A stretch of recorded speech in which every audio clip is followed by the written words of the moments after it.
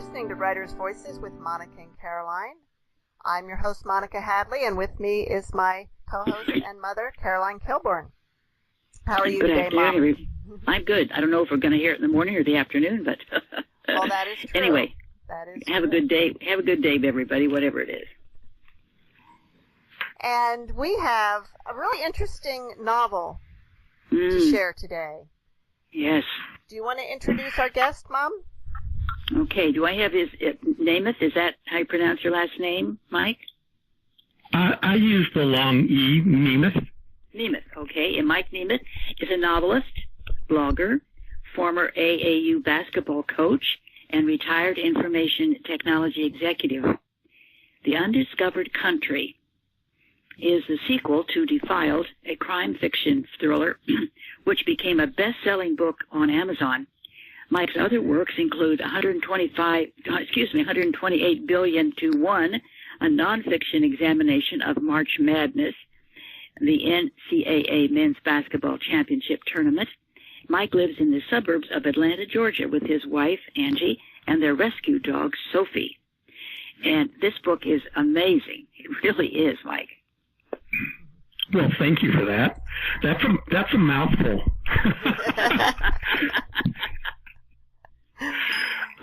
Yes, and I'm glad to be with you today, coming to you from Atlanta. Monica, I guess you must be somewhere in the Austin, Texas area? You might think so based on my phone number. It's a Skype number. And so I'm actually in Iowa, just down the road from my mother. But I do spend a lot of time in Austin.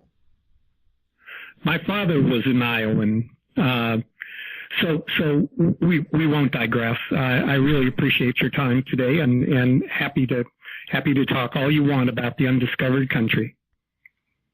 Well, there's a lot to talk about because it's very. I mean, there's so much in it. It's just I just couldn't put it down. That's the truth. I just read it, and I was engrossed in everything because I have had dealings with the medical dealing thing, and my husband was he is on dialysis for 8 years, and then he had several other things that had tension, and I tried to be there as much as I could, and it's difficult. It's difficult. Mike, is this your first book? No, it's actually my second novel. I guess it's my fourth book, second novel. So I've written some nonfiction as well, but I've learned that nonfiction writing is really, really hard work, and novels, on the other hand, are a lot of fun, at least for me. So this is the second one. And some of the characters carry forth from the first book, which was called Defiled, to this second book, The Undiscovered Country, including the protagonist. So Randall Marks is my anti-hero, and I challenge him with things that we find in our daily lives, social issues that I think people should become more aware of. But I wrap it up in interesting crime thrillers so that it's an entertaining read for the reader, but yet hopefully gives people pause to think about common circumstances like a parent who becomes critically ill. I think you in your first book you kind of alluded to the fact that we were going to meet him again in another book, right? Well, to be fair, I left the reader hanging just a bit at the end of the first book, and I've done it again at the end of the second book. Right. So I'm going to be interested to see how that comes out. Have you started that book yet? I am working on it now, as the two of you know for sure. The publishing industry moves rather slowly, so I wrote the first novel in 2013. It got published in 2016. I wrote The Undiscovered Country in 2016, and it's being released this coming Tuesday. Wow, so it's brand new. We're one of the first to read it then. You actually are. That's great. I have a niece and a daughter, both of whom have read both books, who are now whipping me like a mule every day to get the third one written because I because I left them hanging just a bit at the end of the second one. That's what happens when you write a series, and you have to keep going because your audience is on the cusp. They're poised, and they want to know what's going to happen. So. Exactly. To be clear, though, you can actually read either of the two books individually, and you don't have to read them in sequence in order to get the full benefit of the stories. They are standalone novels that happen to be about the same lead character and the challenges that I cause him to face. But it did make me, when I was reading this one, it did make me very curious about the other book because of some of the things some references to what happened in his earlier life, that he, ended up in prison and obviously had some real issues with his ex-wife. And so now I want to know more. How much of you is in this character?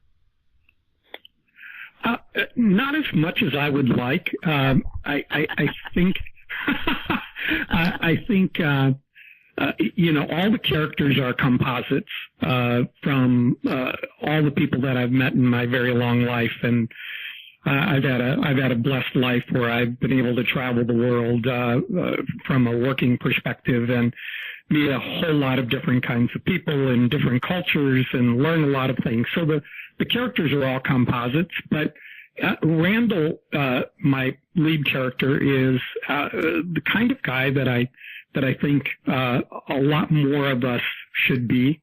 He instinctively questions authority. He doesn't take things at face value. He challenges the status quo. And people like that cause our civilization to evolve. We don't get static. We don't sit still.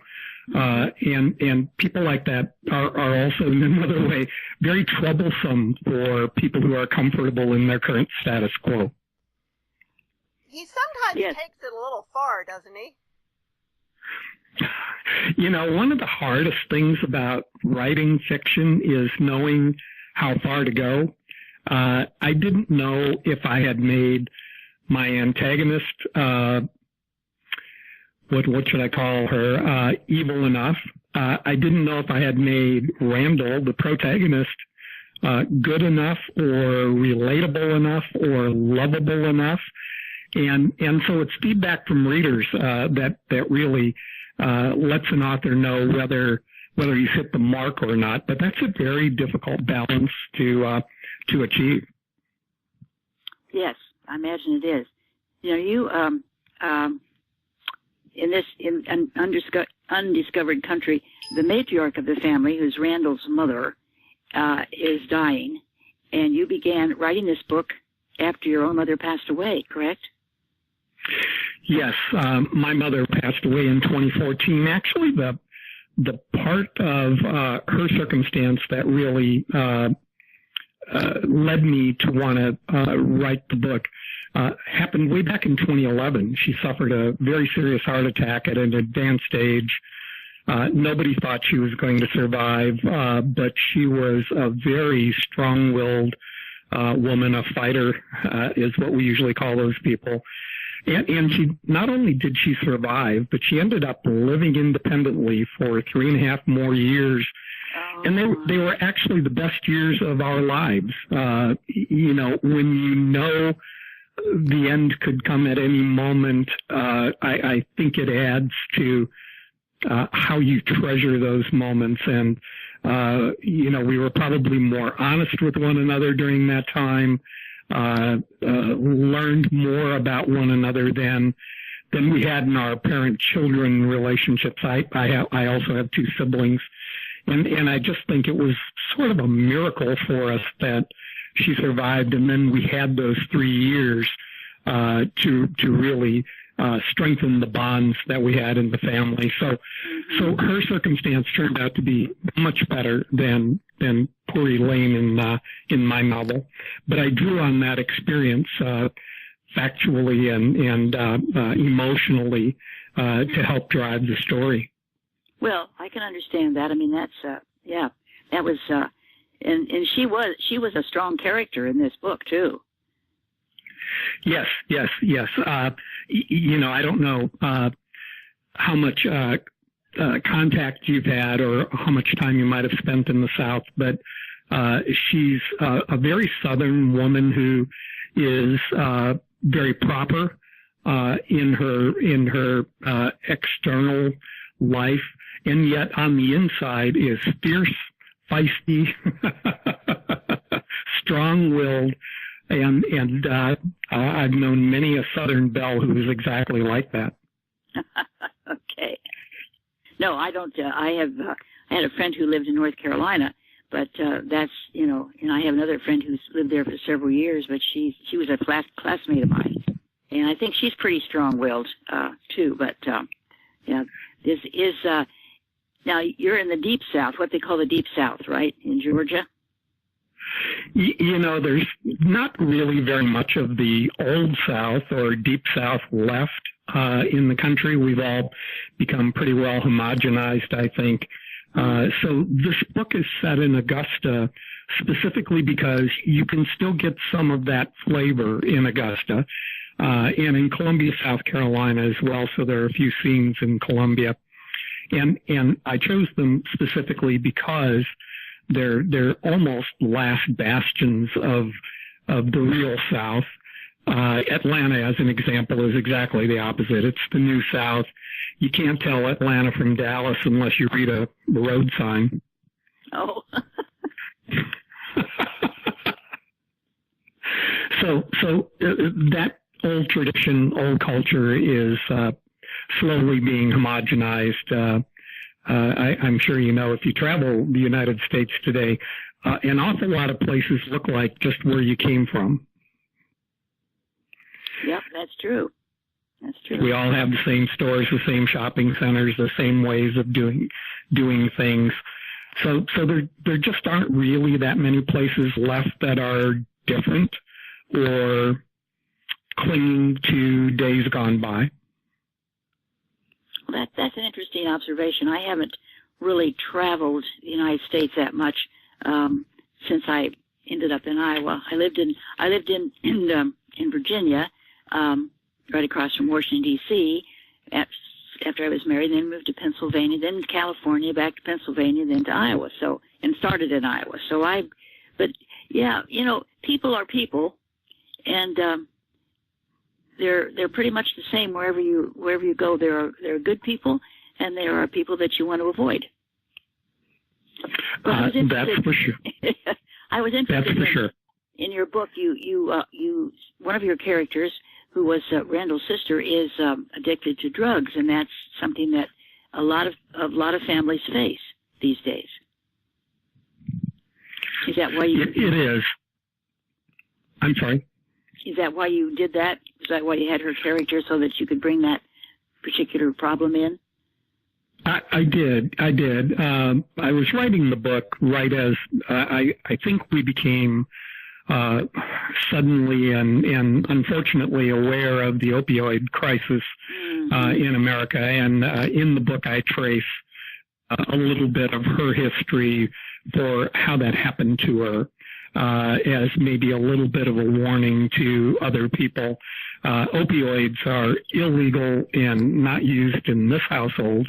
And, you know, I hope we never have to. But they're extraordinarily dangerous, and I don't think anybody knew exactly how dangerous they were until the crisis was full blown. No, I agree.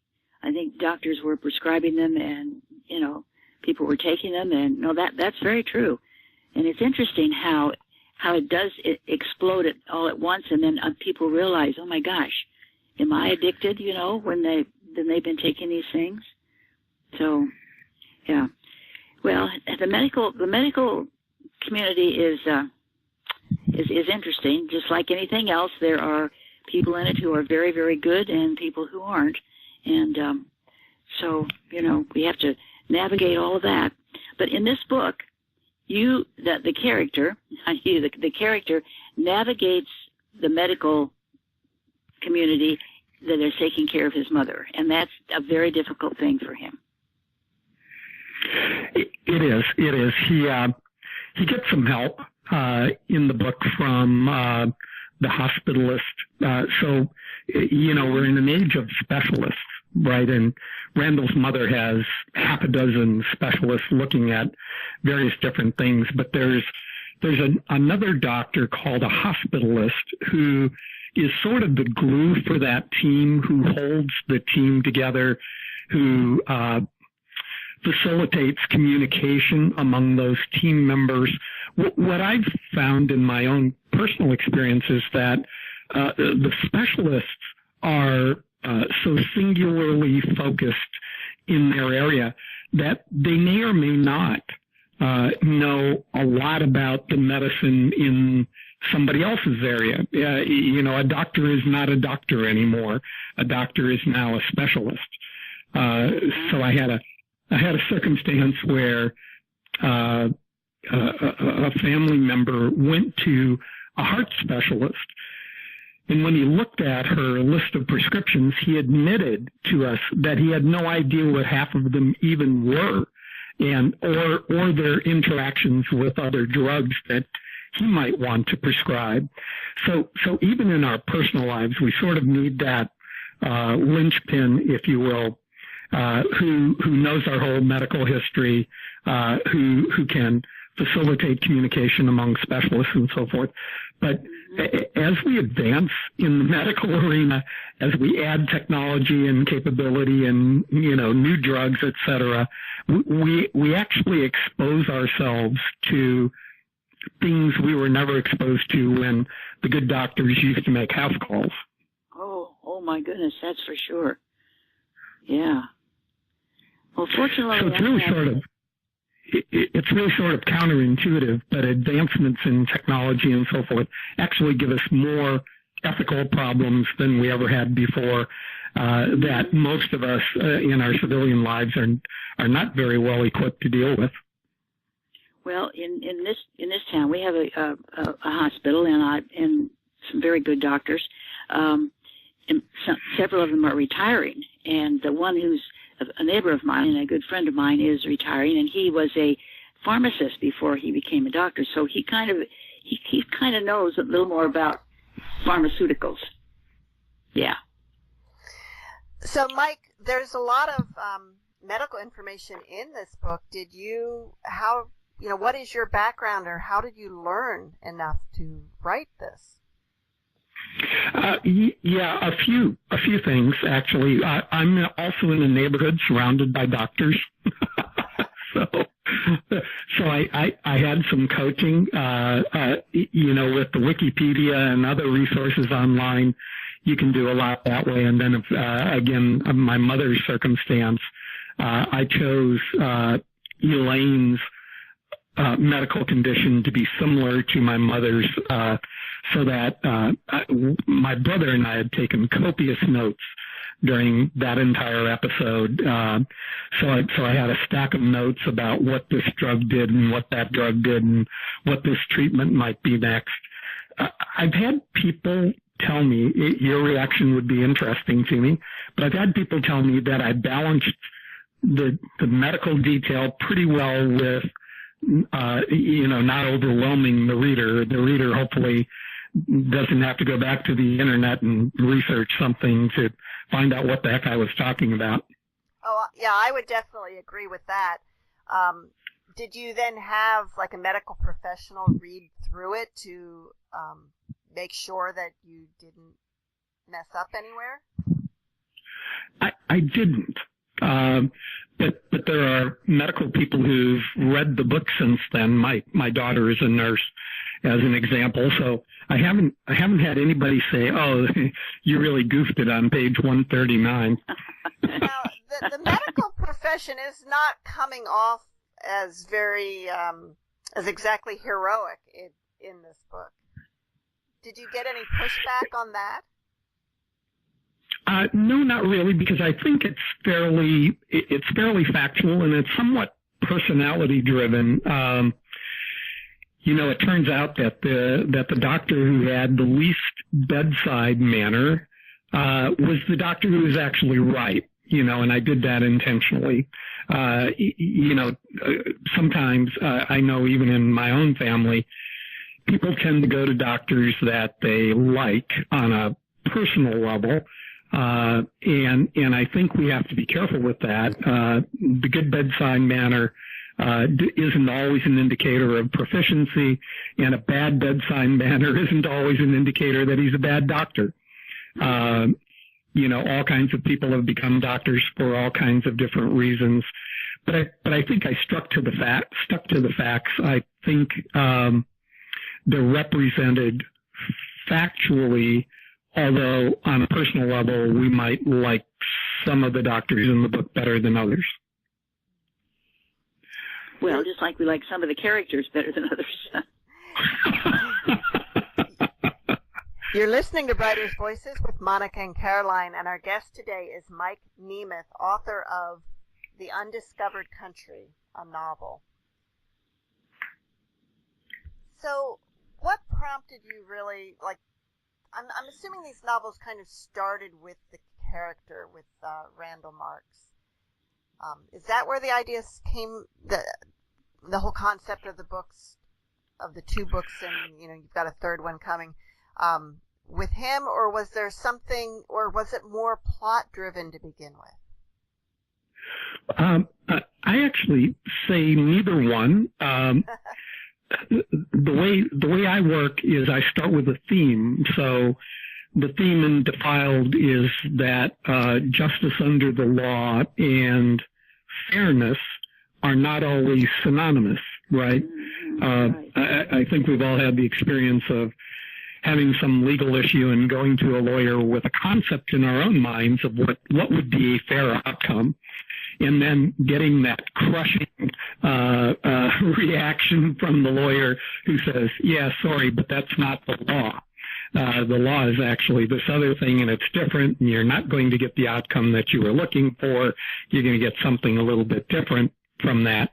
So that was the theme of Defiled. And then the theme of The Undiscovered Country is really kind of twofold: medical ethics on the one hand, and unfortunately the indignity of aging and dying in America on the other hand. So I start with a reason to write the book and a point I want to make in the book, and then I plot a story that will make that point, right? And I write a genre that's normally referred to as crime fiction, which means an anti-hero struggles against faceless institutions for moral superiority. That's like a textbook definition. So I needed an anti-hero. So the characters sort of came third. And Randall is a vehicle to tell the story, and all the other characters in the book are really vehicles to help Randall tell that story. So I've never heard that definition of crime fiction before. Could you repeat that? Sure. Crime fiction is an anti-hero struggling against faceless institutions for moral superiority. And I think that's exactly what you created. I was actually surprised to learn that when I learned that the first time. I might have thought of it as a mystery, but the experts in the industry say, no, sir, you are writing crime fiction.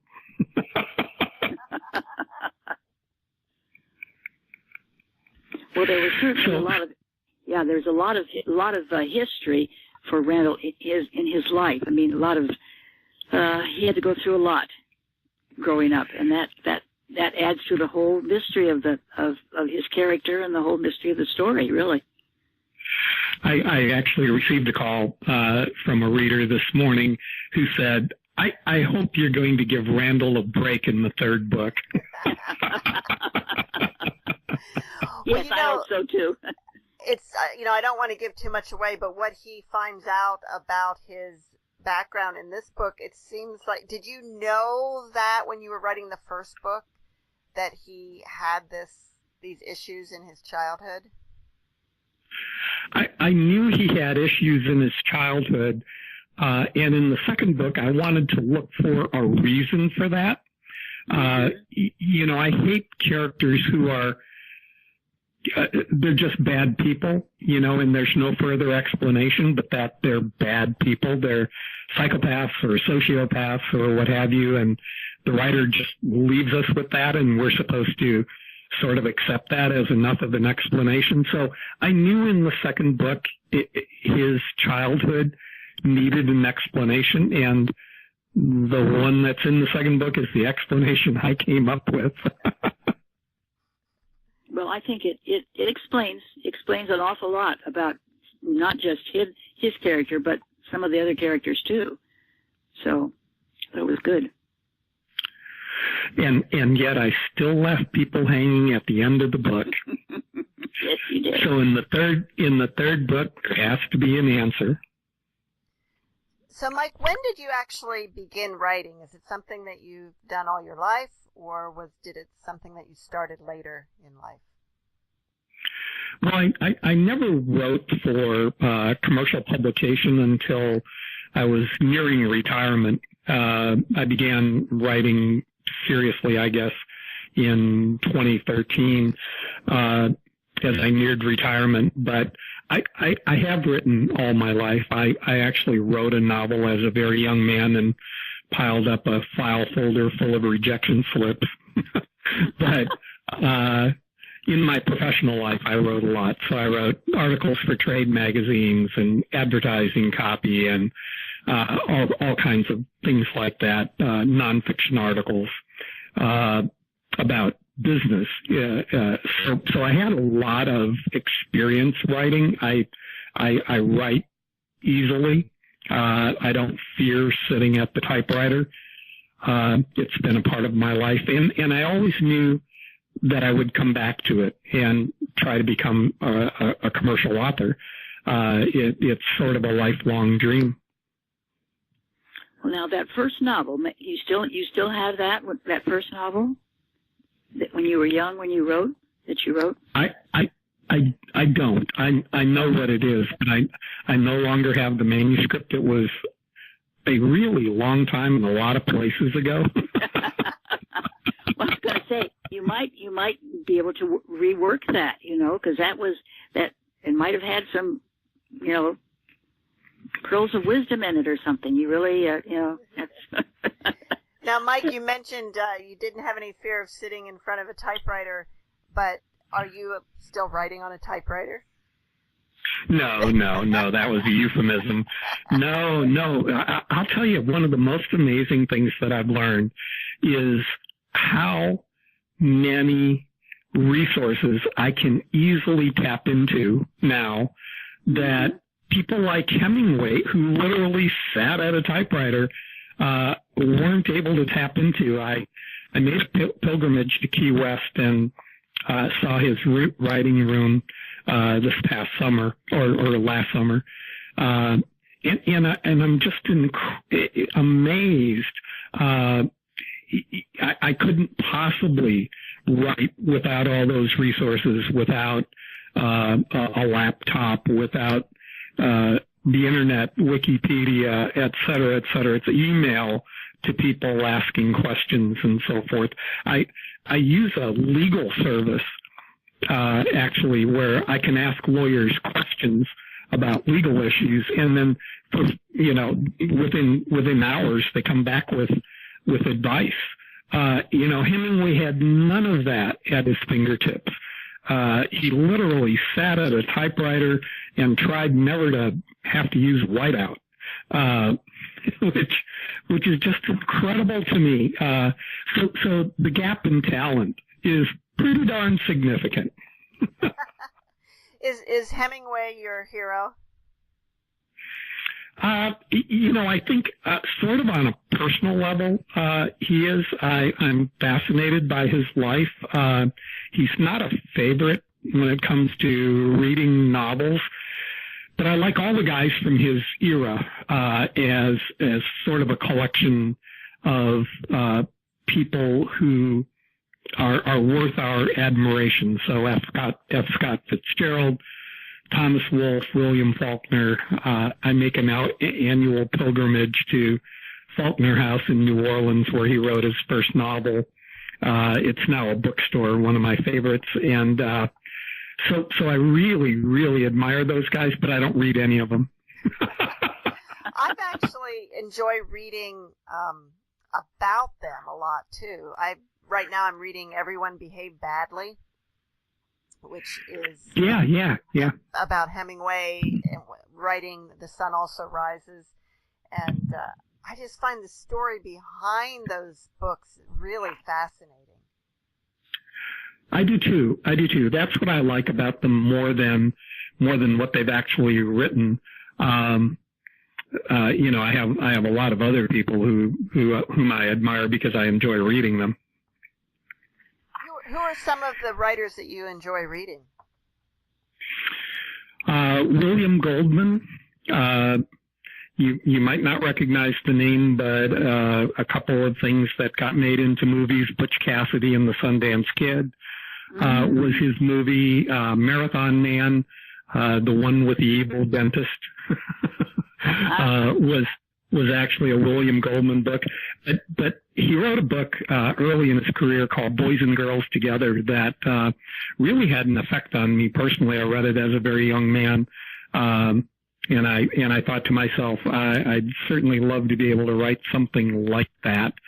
The Naked and the Dead by Norman Mailer was another book that I read very early in my life that had a tremendous effect on me and kind of pointed me in this direction. But the guys I read today, Martin Cruz Smith, whom you might know from Gorky Park, but he wrote a lot of other things as well. A gentleman named Joseph Cannon with a K, who writes sort of historical fiction set in wonderful places in the world, and so I can really immerse myself in the things that he writes. Are two of my current go-to guys. You're listening to Writers' Voices with Monica and Caroline. Our guest today is Mike Nemeth, author of The Undiscovered Country, a novel. Mike, would you like to read a little bit from the book for us today? I can.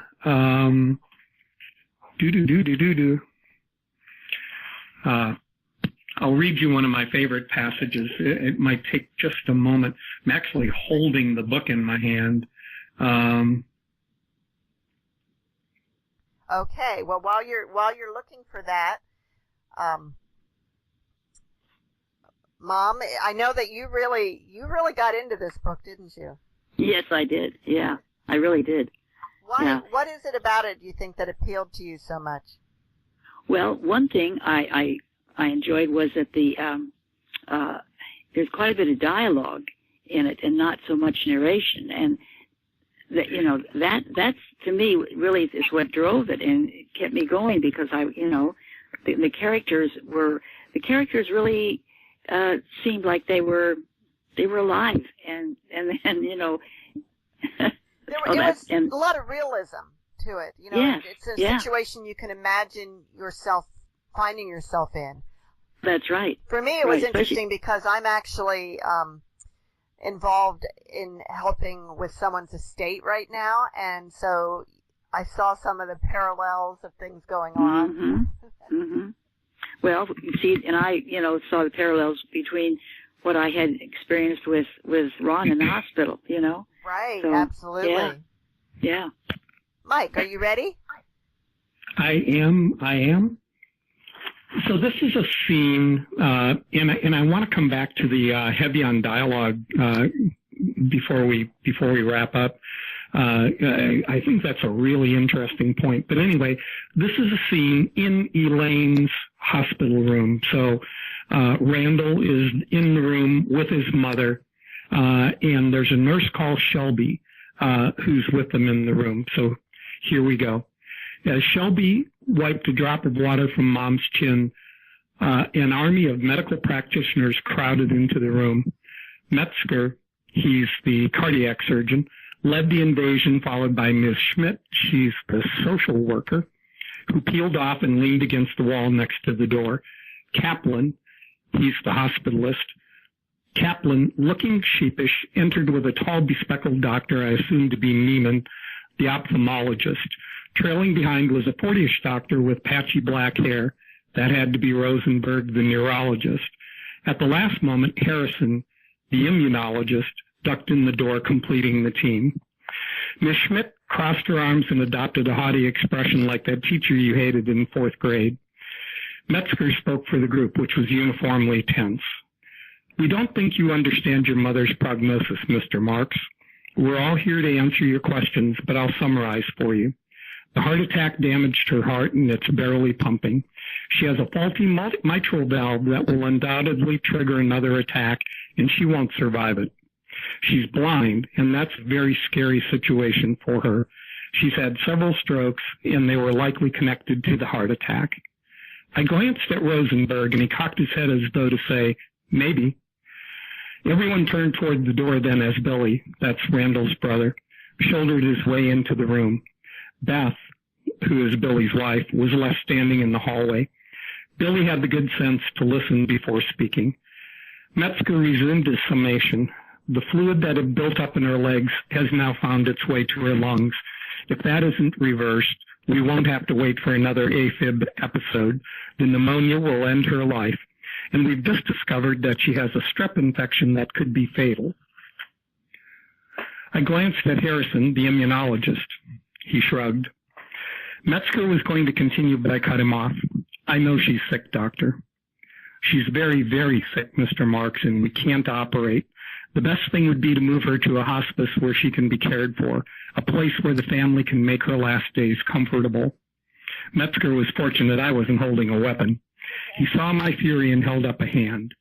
Sign the DNR, Mr. Marks. Save yourself the agony of life support and decisions about pulling the plug. He gestured to Miss Schmidt, who nodded. She had obviously organized this lynch party. I waited for my body to return to a normal temperature. The group probably thought I was considering Metzger's recommendation. I was not. As the tallest person in the room, I had a perch from which to deliver my response. This is a living, breathing, thinking, and feeling human being, I said, pointing to my mother. Assuming God has a plan, we're all tools for his purposes. Your role, as skilled tools, is to heal that human being until his will overrides your skill. It's not your prerogative to make decisions for him, and it's sure as hell not my job either. Yep. It was kind of, it seemed throughout this that they weren't really listening to what his mother wanted at all. That the doctors never even bothered to ask her. Yes, well, and in fact, pretty much everyone ignores her, and it's one of the points I wanted to make about what happens when elderly people become ill. The doctors want to do their thing. The children want to save their parents' life or otherwise exert their will, if you will, on what happens going forward. And the person who tends to be ignored is the patient. Yeah, definitely. Mm-hmm. Yep, that's right. Wow. That's right. And it's true because Randall didn't really ask his mom either what she wanted. No, he didn't. No, he didn't. He actually feels pretty bad about it later, but he kept pushing her along for the usual reaction that we have, which is we need to keep our parents alive no matter what we make them go through.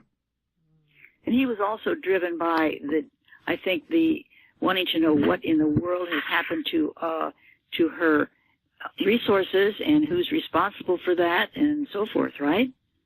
Exactly, yes. She wanted to keep her secrets, and he wanted to know what those secrets really were. Mm-hmm. Yeah. Well, it makes for a mystery, and at the same time, I mean, it's just it had, I don't know how to explain it, but it had a lot of factors that made it a most interesting book, and I hope it does well because it's a good one. You're listening to Writers' Voices with Monica and Caroline, and our guest today is Mike Nemeth, author of The Undiscovered Country. Mike, tell us a little bit about your path to publication.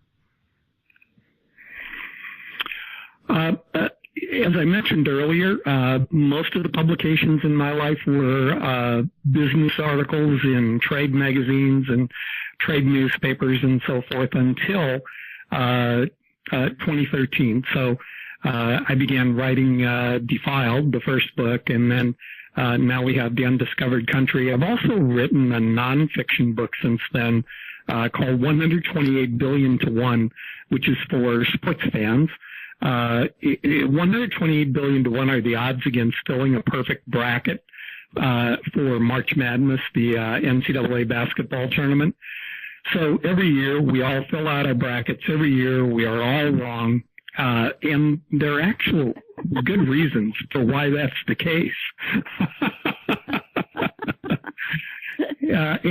And this summer, in August, there's a companion book about college football called Lies, Damn Lies, and Statistics, which is the Mark Twain quote, because we don't really understand the game of college football.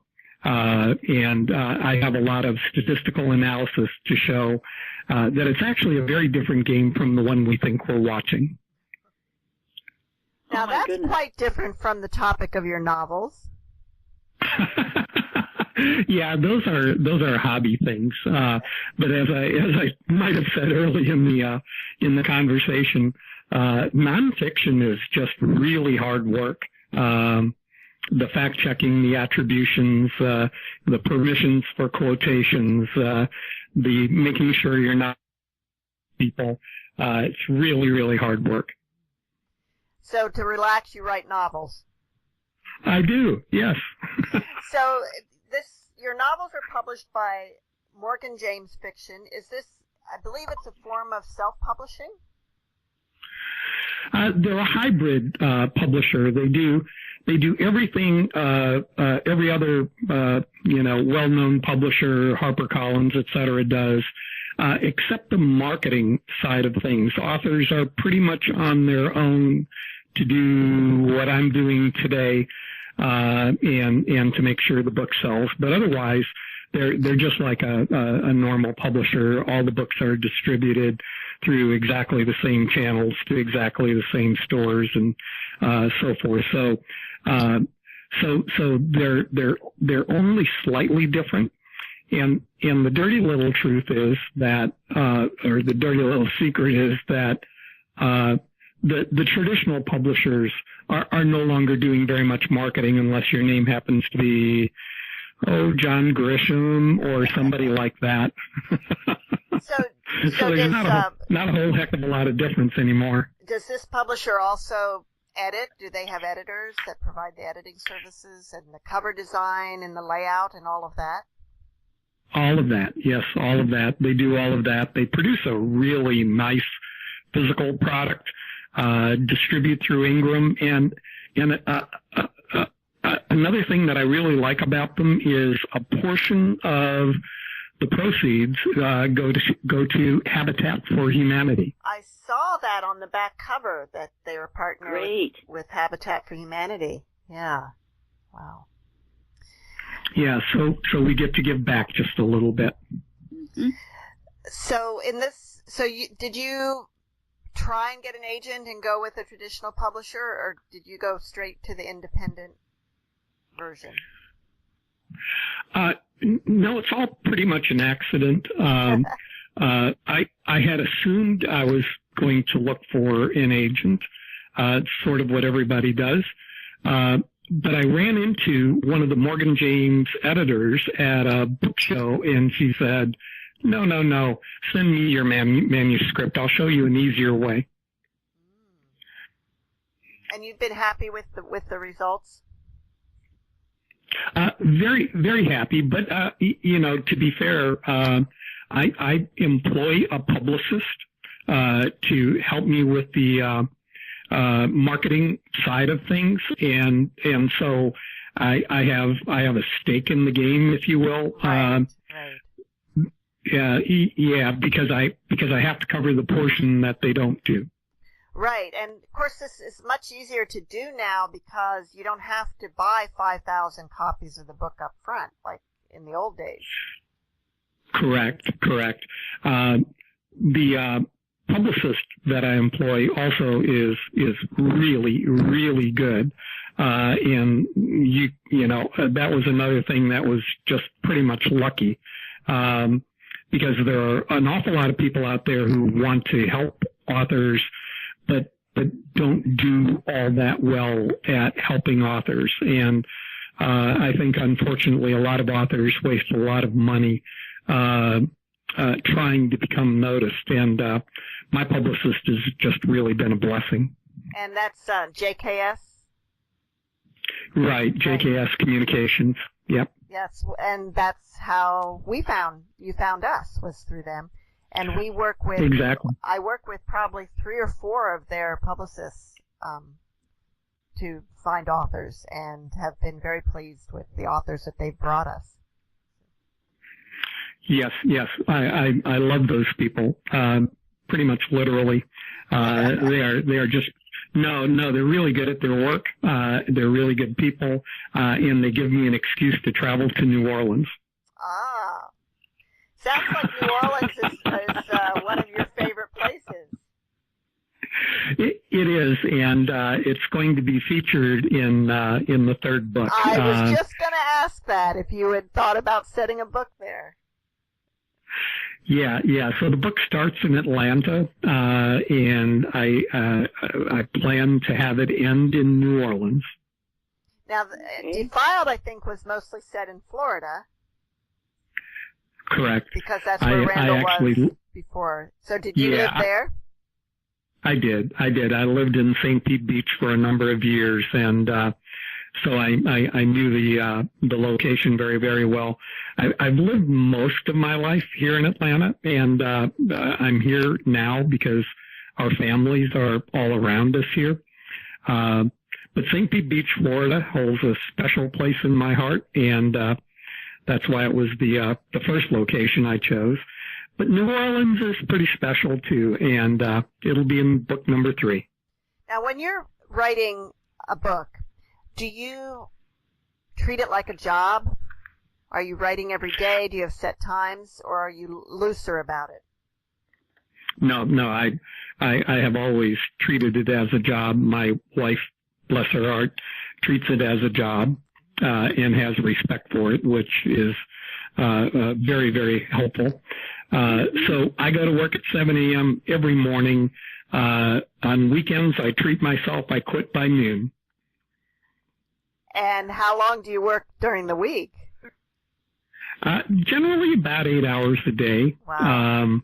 Oh my goodness. But once you begin writing a novel, it's in your blood, it's in your brain, and so we might be watching TV, and I'll really be thinking, what is that character going to do next?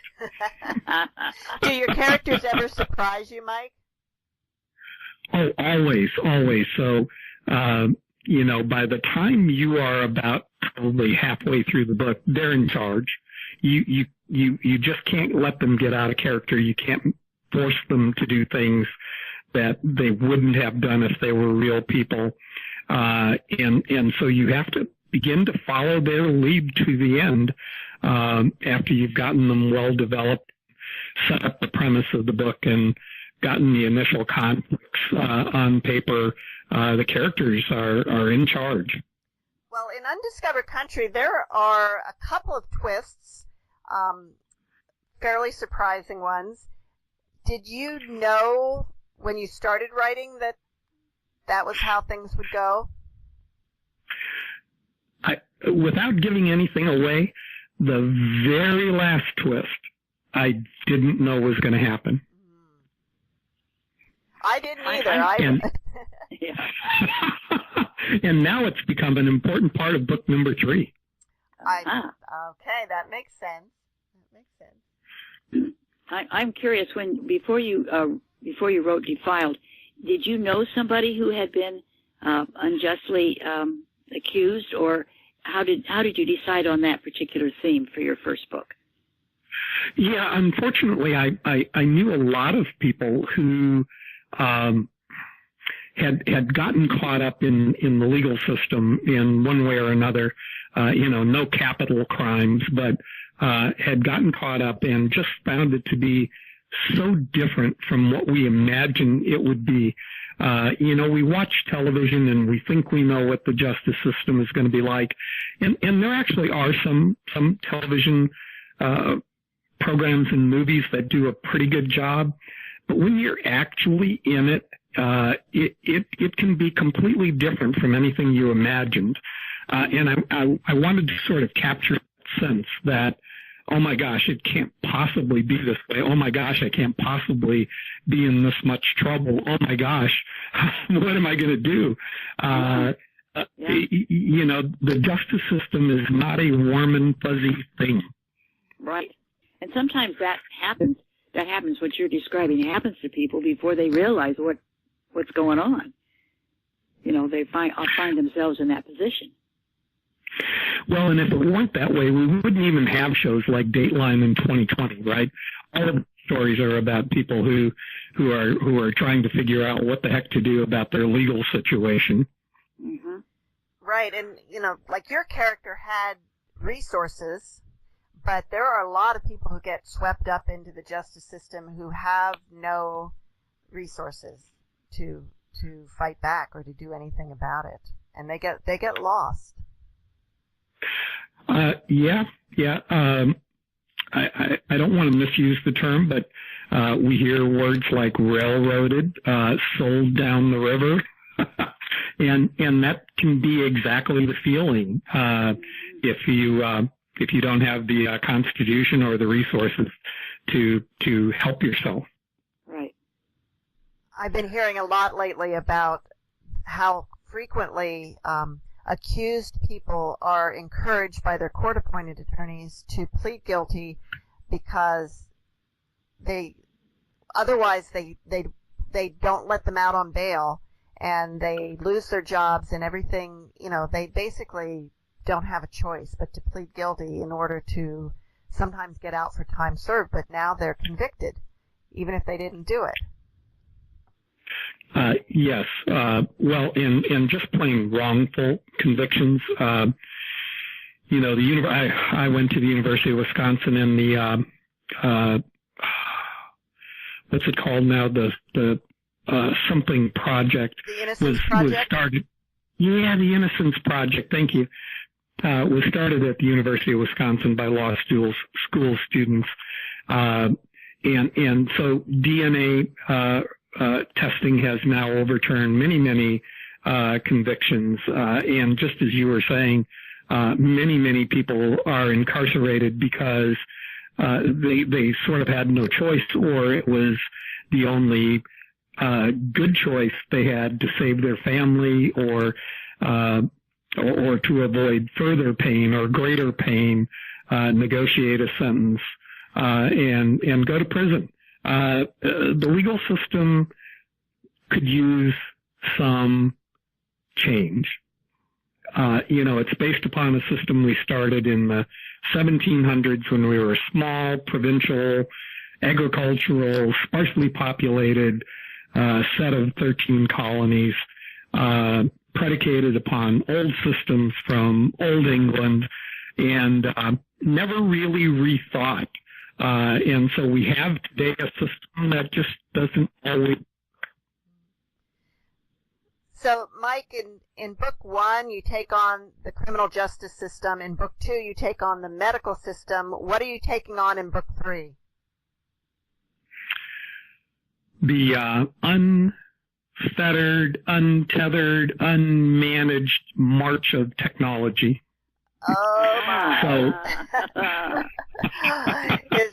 is artificial intelligence part of that? It is artificial intelligence, robotics, outsourcing, our middle class is in critical condition. We systematically have been getting rid of the jobs that good middle class people have held for years, the jobs that coming out of World War II made us a tremendous economy in a world-class country. And those jobs are all going away. And the ones that are sort of insidiously going away that we don't sort of notice or worry about are the ones that are being taken over by technology and outsourcing. We just sort of feel like as long as it's an advancement in technology, it must be good and it's inevitable, and we're just going to keep moving forward without really sort of thinking through the repercussions and what does it really mean to our country if middle-class people can no longer hold jobs. We won't be a country if that comes true. And so the theme is sort of where do these dangers come from? What are the attitudes around this sort of thing? I spent my life in high technology. I know a lot about it. I know how the technologists think. I know how the scientists think. But I can also see the impact it's having on our society. So I want to highlight that. It's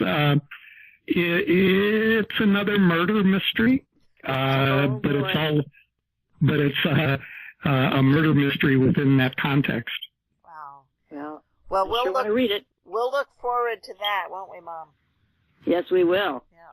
So we've been speaking today with Mike Nemeth, author of The Undiscovered Country, and covered a lot of ground. The Undiscovered Country. Give us where that title came from. It's a line from Hamlet. So you probably know authors steal everything they can.